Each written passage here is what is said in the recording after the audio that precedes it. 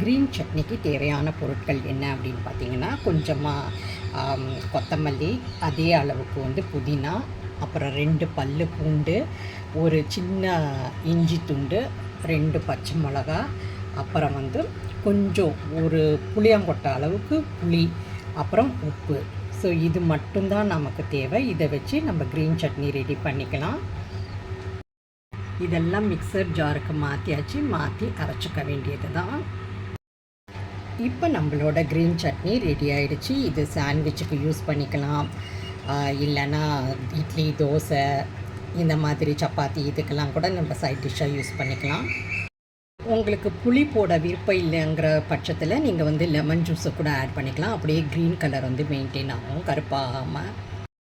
இதெல்லாம் மிக்சர் ஜாருக்கு மாற்றி அரைச்சிக்க வேண்டியது தான். இப்போ நம்மளோட க்ரீன் சட்னி ரெடி ஆகிடுச்சு. இது சாண்ட்விச்சுக்கு யூஸ் பண்ணிக்கலாம், இல்லை இது சாண்ட்விச்சுக்கு என்னென்ன வெஜிடபிள்ஸ் நான் எடுத்து வச்சுருக்கேன் அப்படின்னா, முட்டைக்கோஸை ரொம்ப பொடியாக கட் பண்ணி வச்சுருக்கேங்க. அதே போல் ஒரு வெங்காயத்தை நல்லா பொடியாக கட் பண்ணி வச்சுருக்கேன், ஒரு தக்காளியை கட் பண்ணி வச்சுருக்கேன், அப்புறம் கேப்சிகம், அரை கேப்சிகம், கால் கேப்சிகமாக பொடியாக கட் பண்ணி வச்சுருக்கேன். இதெல்லாம் சாலட் மாதிரி பண்ணிவிட்டு நம்ம சாண்ட்விச்சில் ஸ்டஃப் பண்ண போகிறோம். இப்போ கட் பண்ண வெஜிடபிள்ஸ் எல்லாம் ஒரு பாத்திரத்துக்கு மாற்றிக்கிட்டு, நமக்கு தேவையான அளவு உப்பு, அப்புறம் காரத்துக்கு ஏற்ற மாதிரி மிளகு பொடி, அப்புறம் ஆம்ச்சூர் பவுடர், அதாவது சாட் மசாலா இல்லை ஆம்ச்சூர் பவுடர், இதை ரெண்டுமே சேர்த்து கூட நீங்கள் வச்சுக்கலாம். புளிப்புக்காக நம்ம ஆம்ச்சூர் பவுடர் ஆட் பண்ணுறோம், அதுக்கு பதிலாக நீங்கள் லெமன் ஜூஸ் கூட யூஸ் பண்ணிக்கலாம். இதெல்லாம் மிக்ஸ் பண்ணிவிட்டு ஒரு 1/2 அன் ஹவர் செட் பண்ணி வச்சிடலாம். 2 பிரெட் ஸ்லைஸ் எடுத்துகிட்டு, ஒரு இதில் டொமேட்டோ சாஸு அல்லது கெச்சப் யூஸ் பண்ணிக்கலாம், ஒரு இதில் புதினா சட்னி யூஸ் பண்ணியிருக்கேன். இதை நடுவில் தான் நம்ம ஸ்டஃபிங் பண்ண போகிறோம்.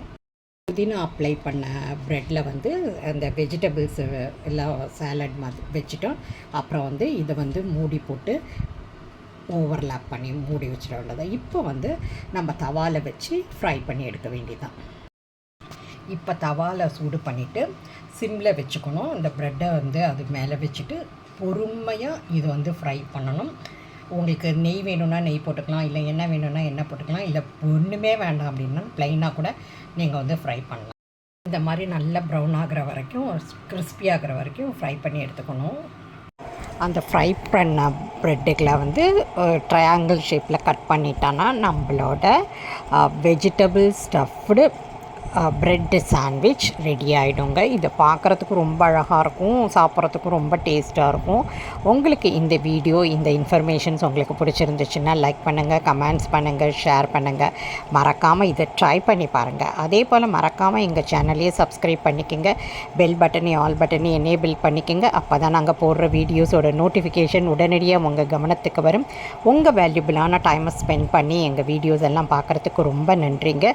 மேலும் ஒரு புதிய ரெசிபியோடு உங்களை நான் மீட் பண்ணுறேன். நன்றி, வணக்கம்.